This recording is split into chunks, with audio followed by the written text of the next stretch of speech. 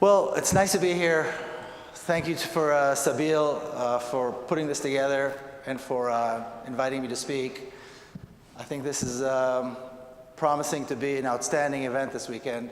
Unfortunately, after my talk today, I have to go back to San Diego. It's my daughter's 10th birthday today, and she would not forgive me if I missed it. But it's a pleasure to be here. And it's a pleasure to see so many people who are actually interested in learning about this issue and remaining engaged with this issue, particularly at a time when so many people choose to be distracted by Bibi Netanyahu and his Iranian threat mythology. And it's amazing, so much is happening in Palestine, so much injustice taking place there, such brutality, and yet the world is somehow fascinated by the Iran threat, even though it's pretty clear that there is no Iran threat. The threat that exists is the Israeli threat.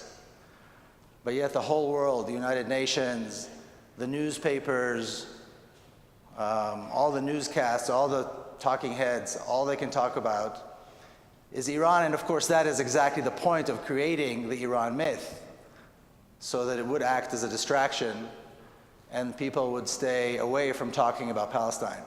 So I'm glad that this weekend is dedicated to talk about Palestine, because it's a very important issue.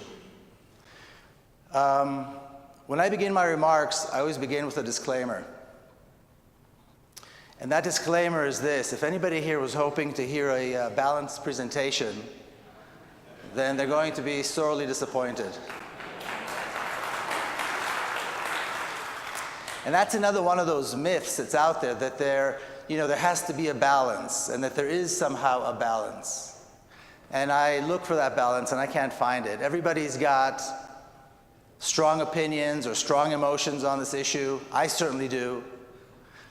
For many of us, it's a very personal issue, and I don't know that anybody can deliver a presentation about Israel-Palestine and remain balanced. And of course, as anybody who's aware of the situation knows, this is not a balanced situation. There is no balance there. So you cannot be balanced when you talk about it. But the myth is out there, and I like to clarify up front that this is not a balanced presentation. And the issue, one of the big problems with this issue also is that it's layered in so much myth, and there's so much double standard. I was listening this morning, I couldn't sleep, so I was listening to Bibi Netanyahu's speech. And the layers of mythology and the double standard, I'll give you two examples. One bit of mythology is that he claims some kind of a connection between Israel, today's Israel, and the kingdom of King David. It's not a good, it doesn't work well if the foundation for your existence is based on something that has never been proven to be true. There is no historical proof that King David ever existed. As much as Israeli archaeologists and historians have tried to find proof, there is no proof, historical proof. But yet there it is. We are the descendants of King David and Joshua and so on. That was the whole first part of his speech. And then talking about double standards, he talked about the Jewish people returning to their homeland. Well, that's interesting, because that's really what Zionism was about. It was about Jewish people returning to their homeland, right? So we're talking about some kind of a right of return. Except these are not the people that were actually exiled, and these are not their descendants either. These are people that came up 2,000 years later and claim some kind of a relationship, some kind of a connection to the Hebrews that lived 2,000 years ago. Yet here we are, and the world accepts that those people have a right to return to this ancestral homeland. Well, let's take a look at another right of return. Let's take a look at the right of return of the Palestinians. It's recognized by the international community. It's recognized by the United Nations. The Palestinians who live in exile, many of them, the ones who are actually exiled, are still alive. And if they passed away, then certainly their descendants are still alive. So we're talking about people who still have the key and the deed to their homes. And even though in many cases the homes are destroyed and the towns are destroyed, they can walk through a forest and find the mosque and find their home. Yet when we talk about the right of return for the Palestinians, no, then that's out of the question. That has to be taken off the table. So if this is not double standard, I don't know what is. This absurd notion that one nation has the right to return, even though their existence there is somewhat mythological in the past existence there, and then you have the right of return of people who are actually there and remember being thrown out. But there we are. This is how this has been presented, and it's been presented in such a successful way that this is what people know to be true. Now, there's another myth which talks about the fact that this is somehow a conflict that has been going on for so long, thousands of years, and therefore there's really no hope to ever find a solution. There is no end in sight. Well, let's talk about that for a moment. I think talking a little bit about the history is a good thing. And a good place to start, I would say, would be November 29th, 1947, the day the United Nations decided to partition Palestine into two states, a Jewish state and an Arab state. This is the map. This is what the United Nations came up with. Regardless of the details, just looking at the map, it already looks like a preposterous proposition. But let's look at the details, okay? In 1947, there were two communities living on kind of parallel existence. We had the Jewish community in Palestine that numbered perhaps around 500,000, and were in the works of preparing to become a state. And you had the Palestinian community of about 1.5 million. They were also preparing to become a state. Yet somehow the United Nations found it made sense to give the smaller community, the Jewish community, the larger piece of the country, and to give the Palestinians, who are by far the majority, the smaller portion of the country. And somebody expected that this would work. To this day, you hear people say, well, the Palestinians didn't accept the partition plan. Why would they accept the partition plan? Who was insane enough to think that anybody would accept it? And then the myth that follows is that not only did they not accept it, but the Arabs, excuse me, because in Zionist lingo there are no Palestinians. The Arabs attacked immediately, intending to destroy that small Jewish community that had just been recognized and had just been given an opportunity to establish their own state. But when we look at these two communities, that, like I said, were states in the making, there's one thing that the Jewish community developed and invested in that the Palestinian community did not: a fighting militia. By that time, the Zionist militia, the Haganah, the Palmach, and so on, numbered close to 30,000 fighting men. Some say closer to 40. The Palestinians had no equivalent force. Yet we hear that the Palestinians had attacked. And what took place between end of 1947 and the end of 1948? What took place within that one-year period? The Zionist militia, which later on became the Israeli army, and of which my father was an officer at the time, managed to conquer almost 80% of the country, destroy 500 towns and villages to the ground, including churches and mosques and schools, not to mention homes. Forcibly exile close to 1 million people. And all of this in a 12-month period, and they did this while they were being attacked from the outside? Does that make sense to anybody? Particularly since the Palestinians had no fighting force. That's not to say that there weren't groups that tried to arm themselves and fight off the Zionist forces, but they had no fighting force. Yet here we go, and we have this myth that they were attacked, and somehow the Zionists prevailed. And the myth lives on. This myth lives on till today. Now, in my own personal story, and this is something that I did in my book, In the General Son, I weaved in my own personal family story, my family story, into the national narrative to see how it works. Now, this is my mother, and she was born and raised in Jerusalem. She still lives there. She's 86 today. And she used to tell me how when she was young, she would walk around the neighborhoods in Jerusalem, and we're talking about the new neighborhoods outside the old city of Jerusalem, what's called West Jerusalem, and see the Palestinian families sitting in their front yards, and she would see the lemon tree. They always had a lemon tree, and these are beautiful, beautiful homes that are still there in West Jerusalem, Palestinian homes. Then in 1948, when these communities were forced to leave, their homes were made available to the Jewish families, to the Israeli families. And she was 22 years old. She had 2 young children. My father was in the front fighting for the Zionist cause. And naturally, she was offered one of these homes.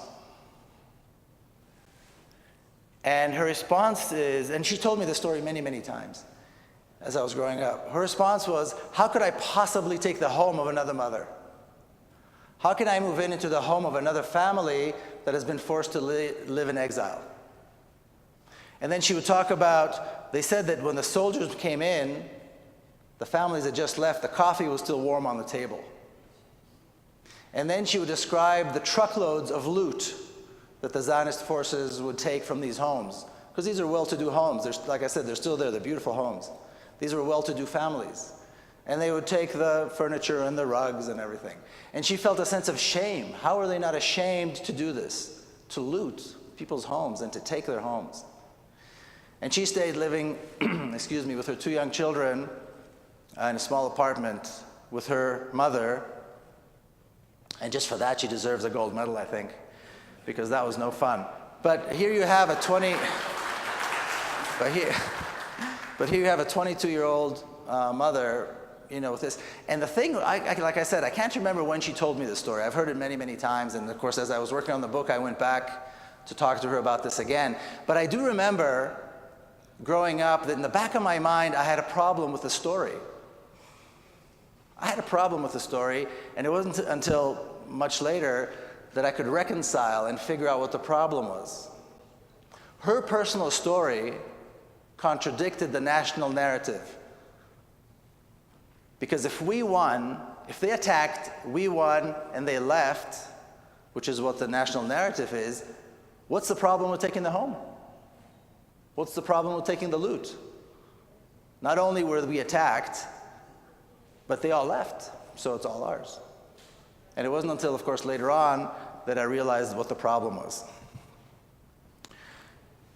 My book is called The General Son because I'm the son of a general. And the second part of the book, or the subtitle, is Journey of an Israeli in Palestine. And this is a picture of my father as a general.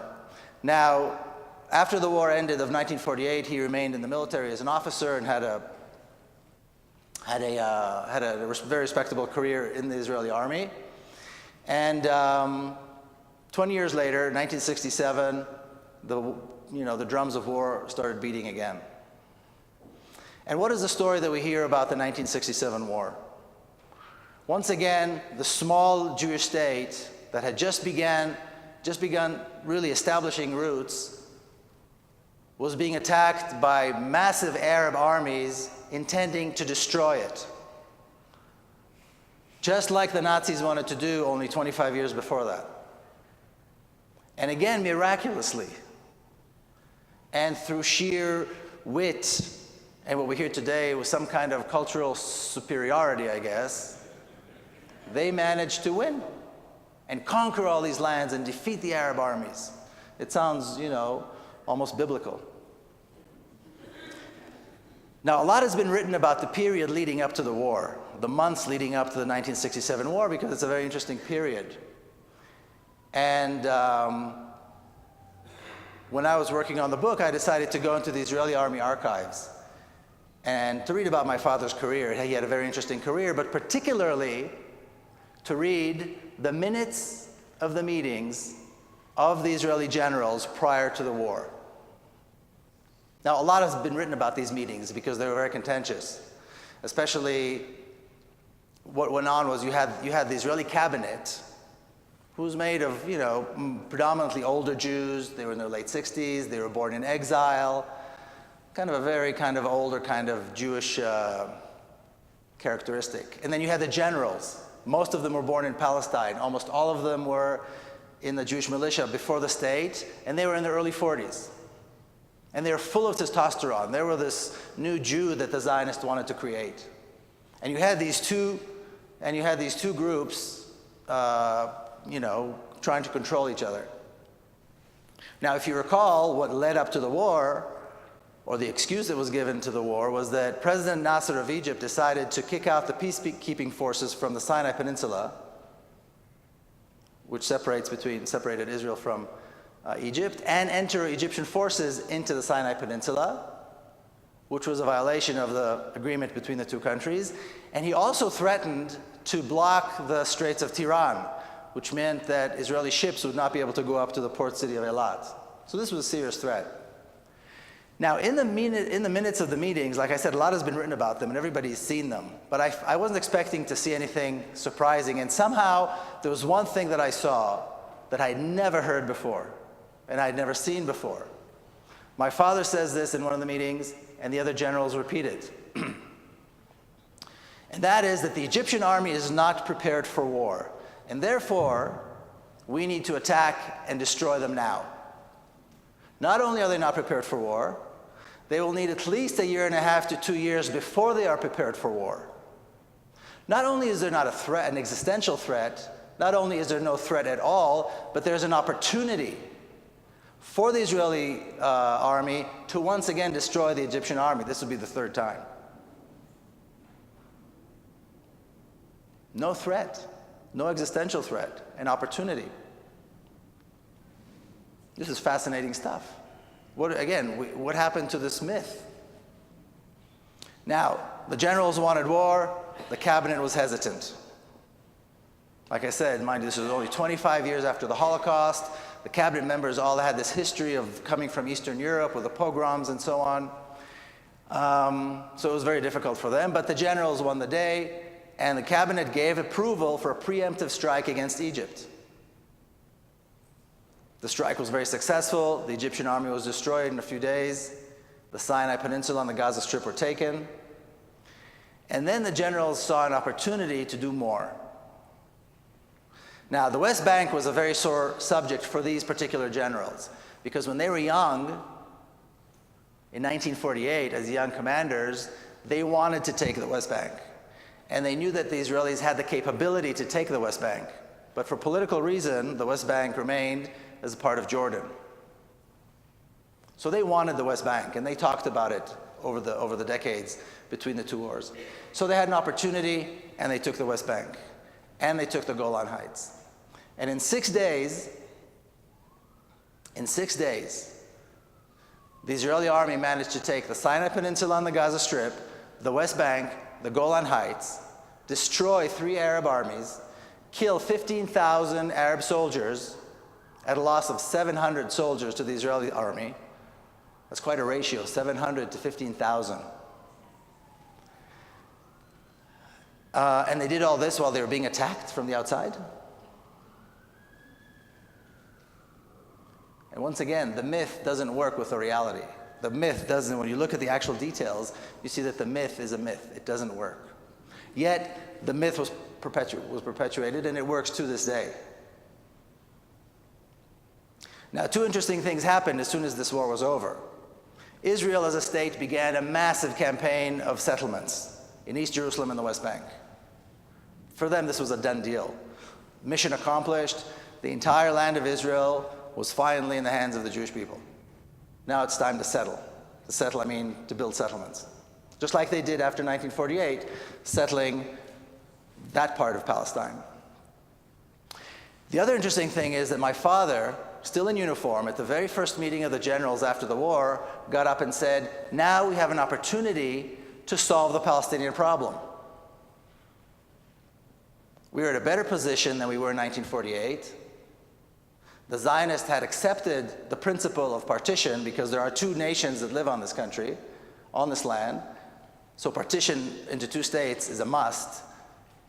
Now we have an opportunity to allow the Palestinians to have their own state. This will be the first Arab country, the first Arab state to live in peace with Israel, and this will be our bridge to be part of the neighborhood, to be part of this region, and move on from war. Well, nobody wanted to listen, of course.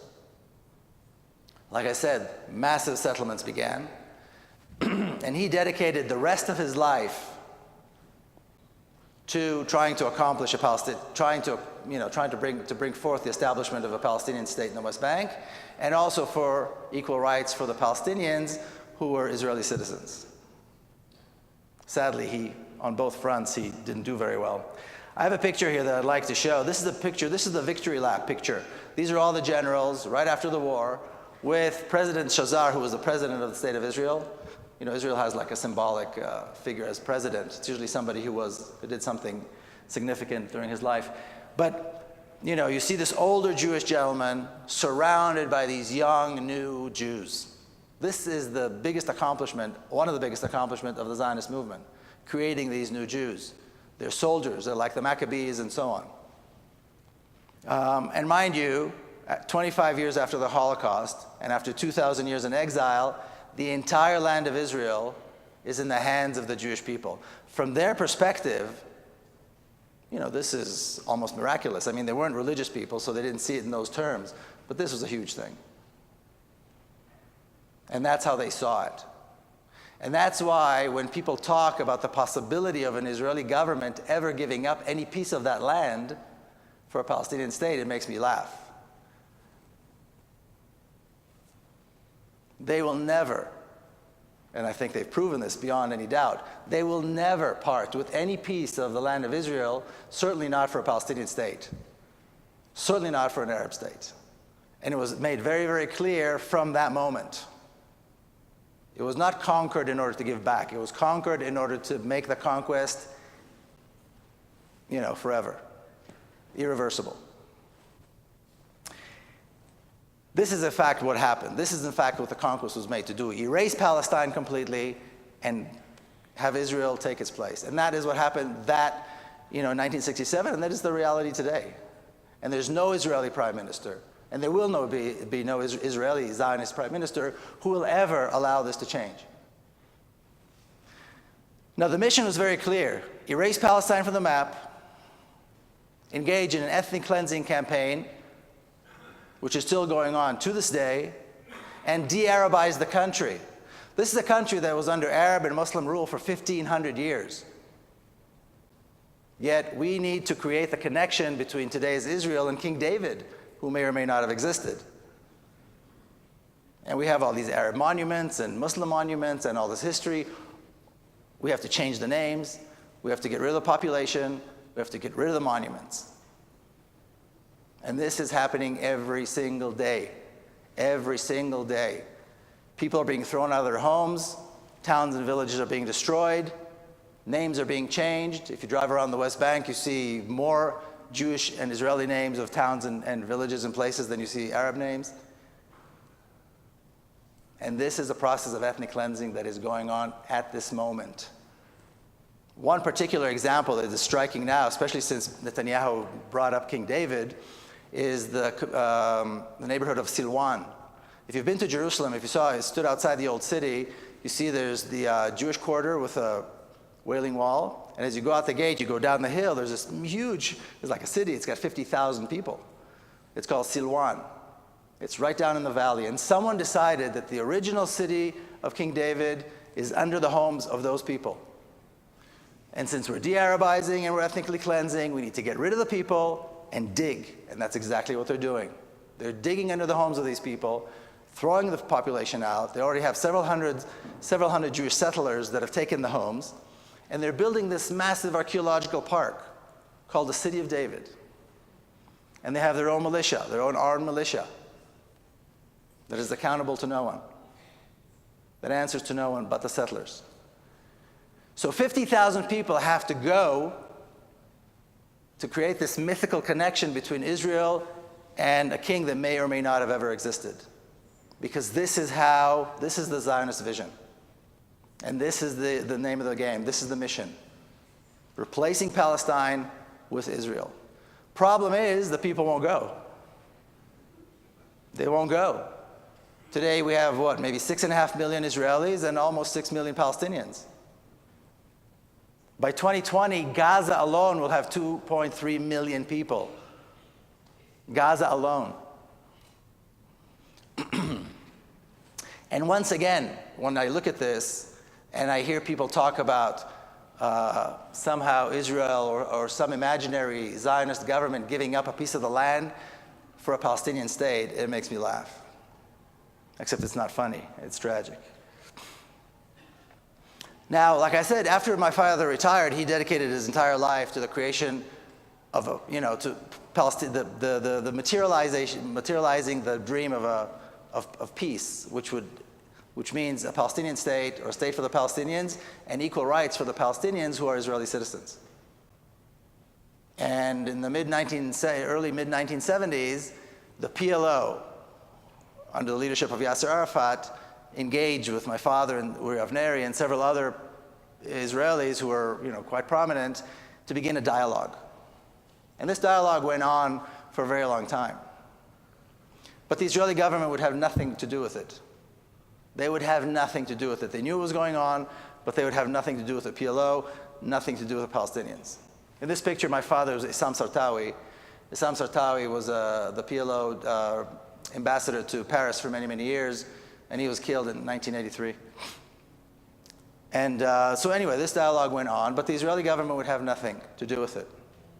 Only in 1993, when the Oslo process began, was a Zionist government willing to begin some kind of a dialogue with the Palestinians. What happened in 1993? Why didn't it happen in 1983? Why not in 1985? The Zionist government, the Zionist state, was willing to talk to the Palestinians only when they were sure that the conquest of the West Bank was irreversible.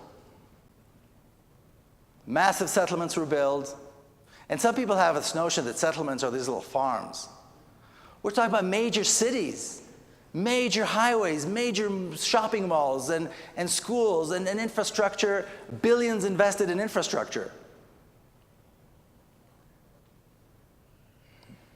This was accomplished. The mission of making the conquest irreversible was accomplished.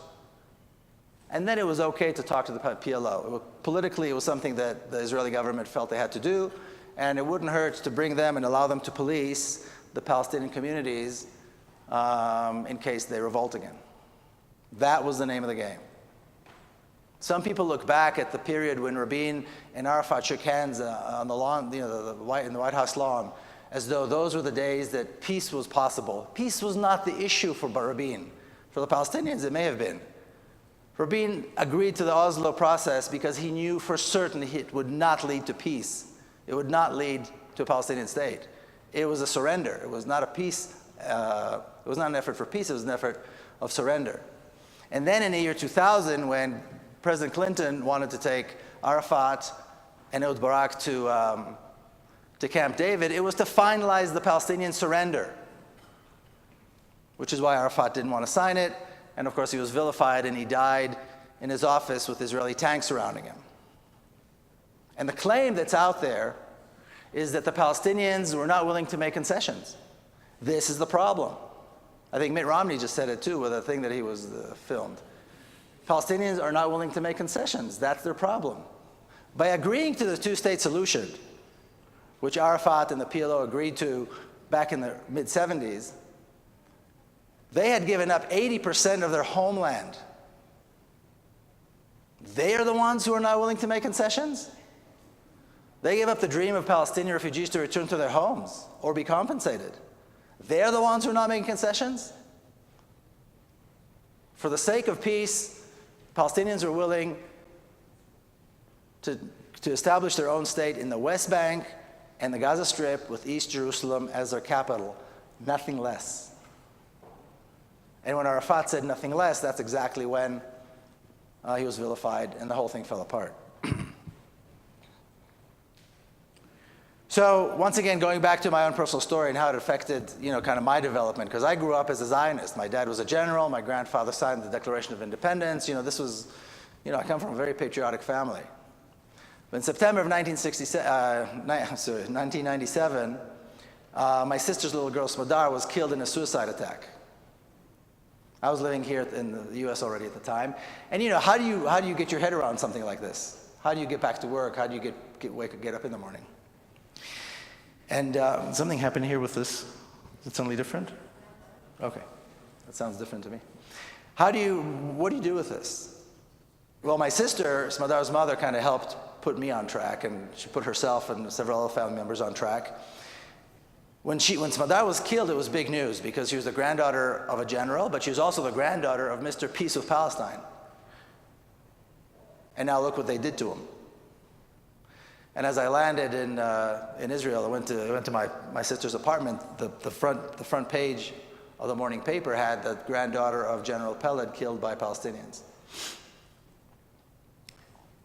Now, when my sister came out after the funeral, there were reporters and countless people who came to express their sorrow. But the question is, well, what about revenge and retaliation? How do you feel about that? And she said two things that set me straight, and I know it kind of helped all of us kind of wrap ourselves around this issue.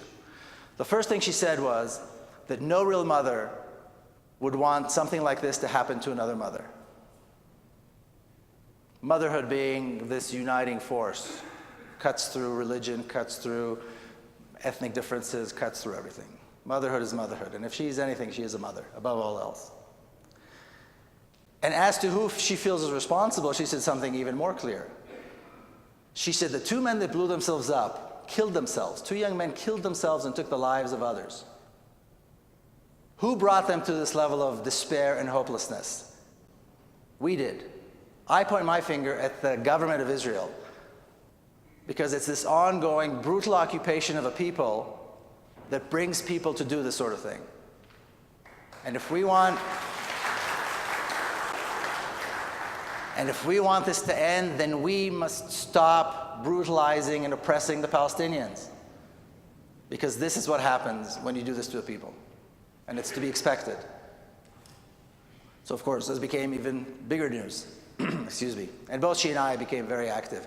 When I came back to the US after this, I was fortunate in that I found a dialogue, a Jewish-Palestinian dialogue group, which introduced me for the first time to the Palestinian narrative. I talk about this quite at ease right now, but this was a very difficult and very long process that I had to go through from being a very patriotic Zionist to seeing things the way I do now. And it's only because I had a very solid group of Palestinian friends who helped me go through this process.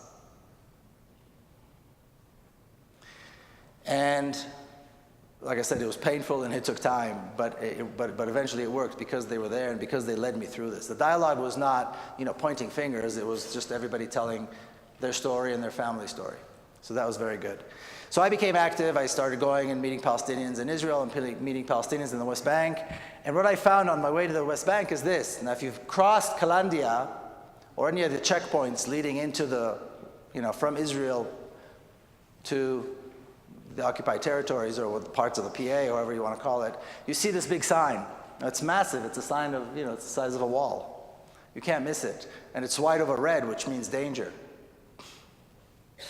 And what the sign reads is this. It says, this road leads to Area A, which is under Palestinian control. It is forbidden for Israelis to enter Area A. It's life-threatening, and it is a felony. 2 exclamation marks. In other words, if everything else didn't scare you, the 2 exclamation marks would make you aware that this is serious. Now, if you see a sign like this, you just turn around and walk away. I mean, who in his right mind would see a sign like this and keep going? My good fortune was that I didn't have the sense to walk away, and many friends of mine didn't either, and I did walk into the other side, and I keep doing it over and over again, and I always find the same thing. traffic jams, kids going to school, which is probably one of the most common thing you see in Palestinian towns, kids going to and from school, people going to work, shops, markets. I haven't seen this threat yet. I'm yet to see the Palestinians who want to kill me because I'm there and because I'm an Israeli. And I've been doing this for several years now, and I still haven't found them. And what I began to realize over the years is that this has nothing to do with security. It has nothing to do with my safety. This and the wall and the armed soldiers and the harassment of Palestinians as they leave Israel through Tel Aviv airport have nothing to do with security. It has everything to do with racism. It has everything to do with the apartheid state. It has everything to do with trying to keep us apart so we do not discover that there are people on the other side. That's what this is for. Now this is a picture. This picture is myself and a friend of mine who sat in Israeli prison for many, many years. He was given a life sentence, but then he was released through the prisoner exchange. And he is what they call a terrorist with blood on his hands because he stabbed 2 soldiers to death. He and a few friends of his when they were young, with a knife. So there were 2 Israeli soldiers in Ramallah, fully armed, guarding an Israeli bank or something, and at nighttime, 4 young Palestinians came and stabbed them to death. Now, this is very interesting. I don't know if you've ever seen this, but there's a United Nations resolution from 1973 that states very clearly that the struggles of people under colonial and alien domination and racist regimes, which is exactly what characterizes the state of Israel, for the implementation of their right of self-determination and independence is legitimate, and in full accordance with the principles of international law. He did that. You know what I did when I was a soldier?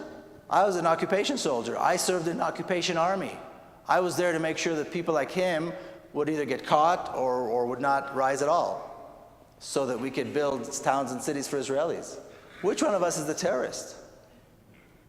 Which one of us is the terrorist? I think it's a pretty simple question when you read this. Yet because the Israeli soldiers wear a uniform and have generals and commanders, people assume that they're not terrorists and that these are not freedom fighters. And the final question, and I think I heard this earlier today, asked, where do we go from here? How do 2 nations share a country? Do they have to fight until one of them's dead? Till one of them's gone? Now, one of those very biggest successes of the Zionist movement was that they were able to create a racist apartheid that has this beautiful face with a beautiful smile. So when you visit Israel, you see this wonderful democratic community that is very well developed, and it's just, thriving and so on. And how do they do this? Well, they've got several ways. First of all, they have different laws that govern different parts of the population. There are laws that govern people like myself, an Israeli Jew, completely free. I can come, I can go, I can talk, I can go to protests, I can do whatever I want. There are the laws that govern the lives of Palestinians who are Israeli citizens, which are completely different. There are over 30 laws in their law books that discriminate against them, and there's an entire culture of discrimination. One of the funniest things you hear about from pro-Israeli groups is, look at the Israeli Arabs. That's what they call them, Israeli Arabs, or the Arabs of Israel, actually. They're thriving, they're doing so well, and the sign is they don't even want to leave.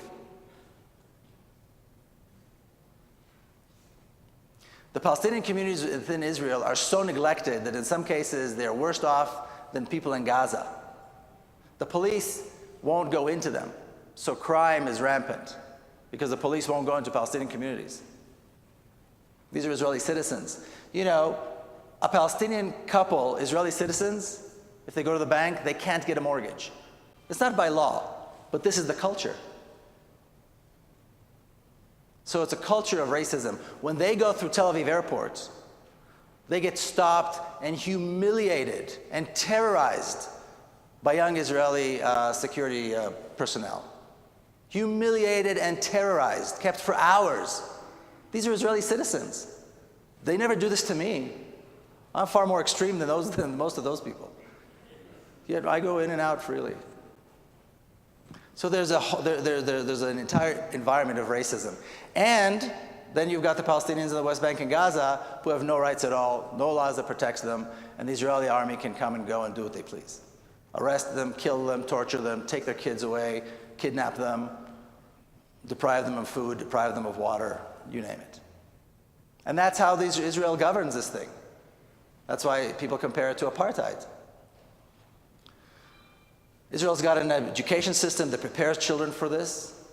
My sister just wrote a book about it. It's called Palestine and Israeli School Books. Demonstrate how racism is taught. There's an entire bureaucracy that's designed to make life hell for Palestinians. And I say this fully aware that we're in a church. And there's the Israeli army, or the security forces, which I would claim is not the largest, but certainly one of the best armed, best paid, best fed, best trained terrorist organizations in the world. And this is the Israeli army.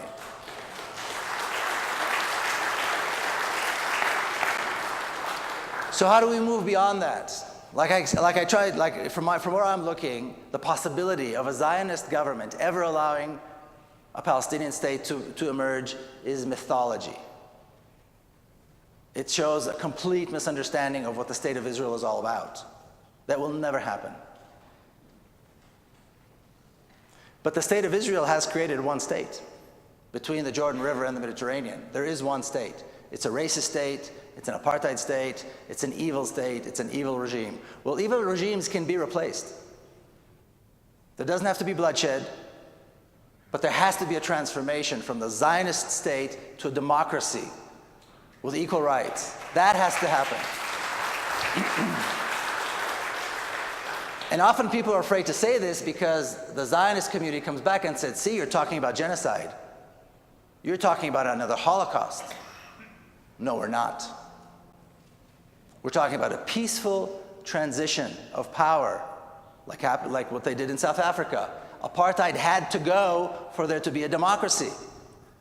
Racist laws in this country had to go for this to be a democracy. Zionism has to go so that there's democracy and peace in Palestine. This is the name of the game. And I would argue that anybody who really cares, and I know everybody here does, otherwise you wouldn't be here, and I know that some of these things are hard to accept and hard to hear. But if we truly care about the future of children in Israel and Palestine, Israelis and Palestinians, the name of the game is democracy and equal rights.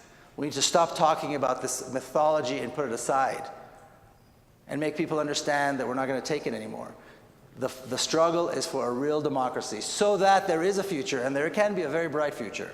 A very bright future. If you've been there, you know. It's a beautiful place. It's a promising place with good people. Almost 11 million people, most of them are good people. But it has to be a democracy. And there have to be equal rights. Thank you guys very much.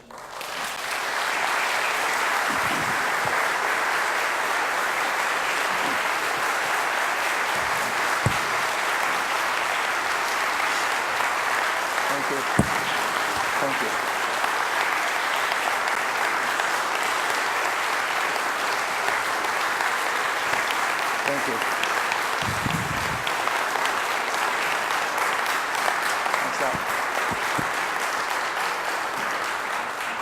Thank you very much. I guess we have some time for questions still. We right? do, yes. Thank you so very much for an amazing talk. And we do have a few minutes for questions. And what we could do, we don't have the longest cord on our mic, so if you don't mind coming up front, I saw one gentleman's hand up. Do you mind coming up, or if you want to project from where you are? Let me just, give me just a sec. I like to write down the questions so that I don't forget what people ask me. Give me just a sec.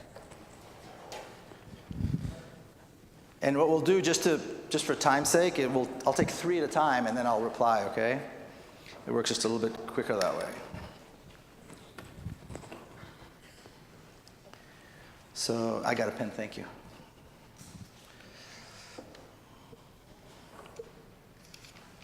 Okay, please, go ahead. I've got this gentleman here and then the gentleman there. Okay. It's a simple question. Given the power balance, given Israel is so Okay, so given the power imbalance and the fact that Israel is so heavily armed, how do we get from here to there? Then we've got another gentleman here, a lady up front, and a gentleman on this side. Oh, and then over here, I'm so sorry. Yes, thank you, Miko. One of the reasons I support the two-state solution to this point is two reasons. One, Palestinians finally need to have something of their own, notwithstanding the facts on the ground. Of course. Secondly, how to change the Israeli mentality and mindset, given the indoctrination over the years, to include a view of the Palestinian among them in one state as equal human beings, or at least a little bit more equal. Okay, and do one more. One more question, please. Okay, we've got a couple, I don't know how many you're gonna. Three. We'll do three, and then I'll answer. So yeah, let's do one more. Okay, so let's take one from this side, since I Then was we can do neglecting another this side, and then we'll do the others here, so. Do you think there's any possibility of having former soldiers from the U.S., I see a Veterans for Peace t-shirt around here, approaching Israeli soldiers with the idea of getting them to, soldier to soldier, treat the Palestinians more reasonably? Okay, I'll answer these, and then if we have time, I can do more. The power imbalance is a very serious problem. There's no question. Like I said, the Israeli army is probably one of the best armed, best equipped terrorist organizations in the world, and the reason they're so successful is because they're fighting a war against the people that has no military force. I'll never forget, after the 2006 invasion of Lebanon, the Israeli forces were whipped by the Hezbollah. We're talking about Israel's best fighting forces, all the special commandos. They ran back with their tails between their legs. Then, after the massacre in Gaza of 2008, 2009, some people like to call it a war. It was not a war because there was no army on the other side. The Israeli general says, finally, we proved that the Israeli army is strong. We were successful. So there is a serious power imbalance because one side has a military force and one doesn't. And of course, this military force is backed by the United States because so much of the arms sales, of the money that goes to Israel, comes back in arms sales. So it's kind of a laundering of money. At the same time, when the top brass of the Israeli army convened about a year ago, they convened in order to discuss what options do they have, what answers do they have to the nonviolent Palestinian protests. I'm sure many of you are familiar with the fact that every Friday and every Saturday, in a whole host of Palestinian towns and villages, there are nonviolent protests.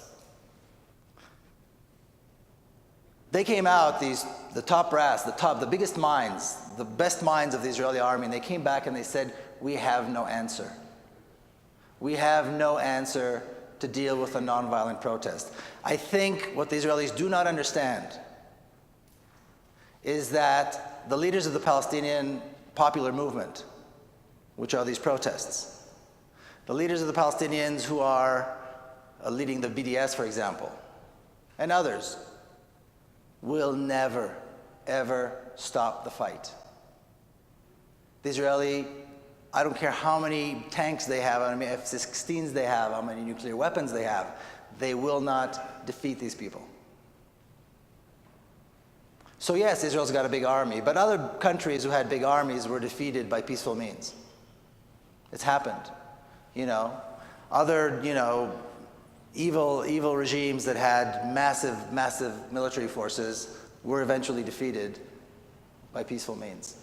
So I think while it is a problem, and I think they will not, just roll over and die, it's going to be a very tough uphill battle. It's a battle that will definitely be won, without a question. The second question, the two-state solution. Look, the thing is here this. A lot of very good people, both Israelis and Palestinians, think that the two-state solution is a better solution. Now, this may be true. Jews want to have, or I don't know if they represent Jews, but certainly Israelis want to have their own state. Palestinians want to have their own flag, their own state. The question is it possible?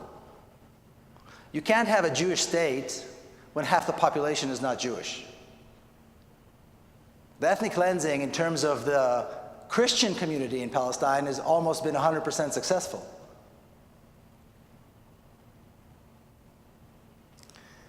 You can't have one state, a nation state, when half the population is a different people.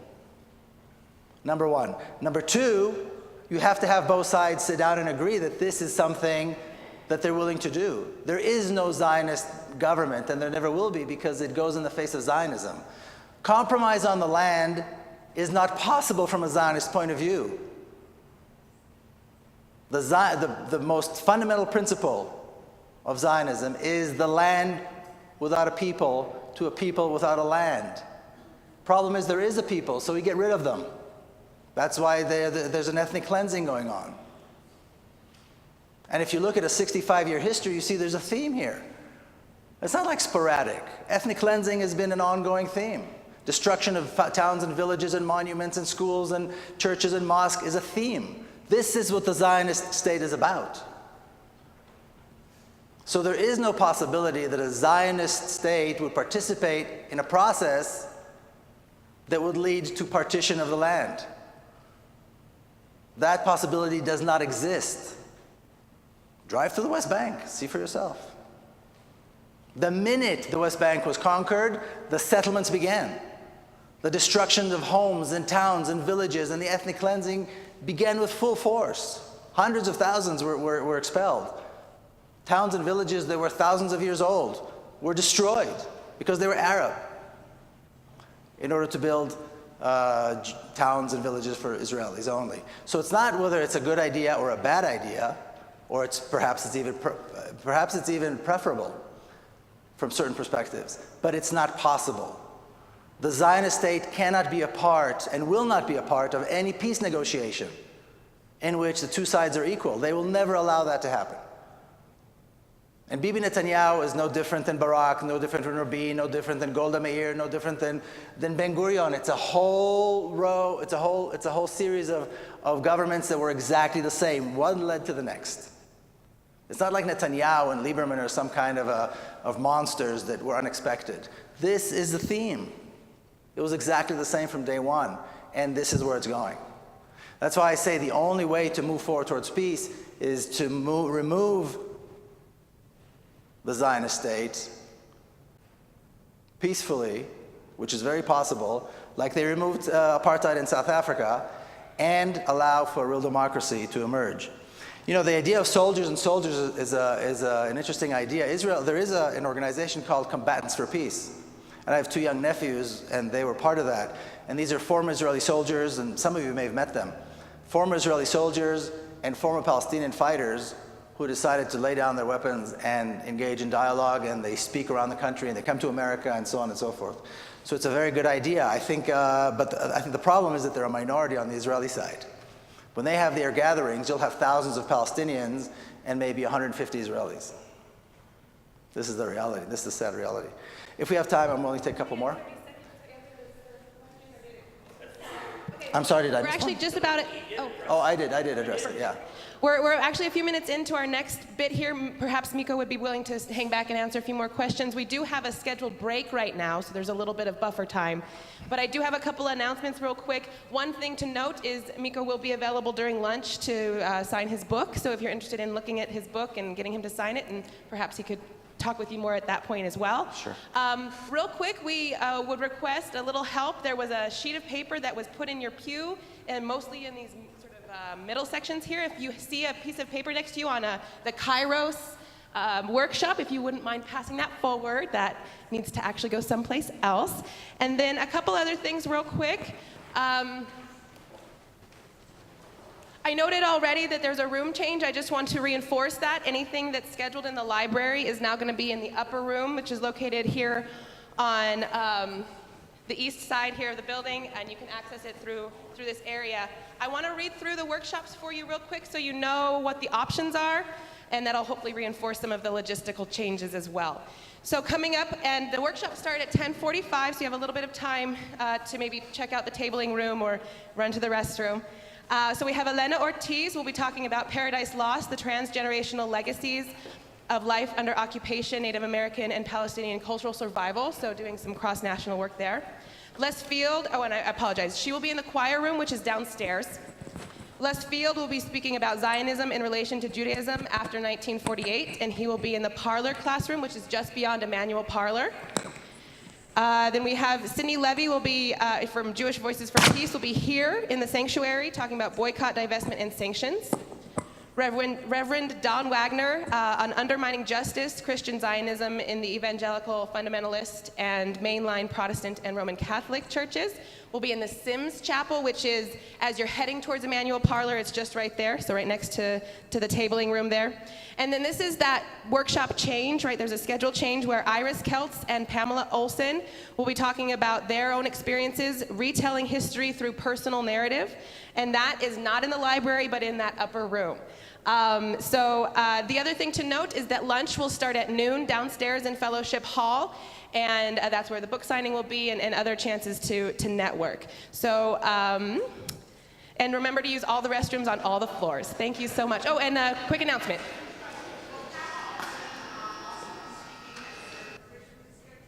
No, the switch has been, so Pamela Olson will be this morning instead of tomorrow. So thank you.